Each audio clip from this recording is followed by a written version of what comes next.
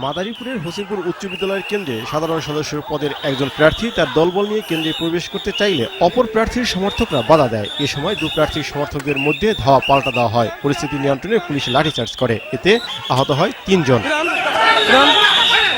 সাতক্ষীরা জেলার ১৫টি কেন্দ্রের মধ্যে ১২টি কেন্দ্রে ভোট গ্রহণ চলছে। হাইকোর্টের নির্দেশে বাকি ৩টি কেন্দ্রে ভোট স্থগিত করেছে নির্বাচন কমিশন। সারা দেশে ন্যায় বরগুনায় উৎসবমুখর পরিবেশে প্রথমবারের মতো জেলা পরিষদ নির্বাচনে ভোট গ্রহণ শুরু হয়েছে। জেলার ১৪টি কেন্দ্রে ভোট গ্রহণ শুরু হয়, তবে হাইকোর্টের রিট আবেদনের প্রেক্ষিতে বেতাগী উপজেলার ৫ নম্বর ওয়ার্ডে সাধারণ সদস্য পদে ভোট গ্রহণ স্থগিত রয়েছে। জেলা পরিষদের নির্বাচনে নোয়াখালী সেনবাগ উপজেলায় ভোট গ্রহণ শুরু হওয়ার আগেই মামলা জটিলতার কারণে কানকিরহাটে উচ্চ বিদ্যালয়ের ভোট গ্রহণ স্থগিত করেছে রিটার্নিং কর্মকর্তা। ভোটার জটিলতায় নারায়ণগঞ্জ সিটি কর্পোরেশন নির্বাচন এলাকায় ৩টি ওয়ার্ডে ভোট গ্রহণ স্থগিত করা হয়েছে। কুড়িগ্রামে শান্তিপূর্ণ পরিবেশে জেলা পরিষদের নির্বাচনে ভোট গ্রহণ শুরু হয়েছে, তবে উচ্চ আদালতের নির্দেশে ৬ নং ওয়ার্ডের ফুলবাড়ী উপজেলার ভোট কেন্দ্রে ভোট গ্রহণ স্থগিত করেছে জেলা রিটার্নিং কর্মকর্তা।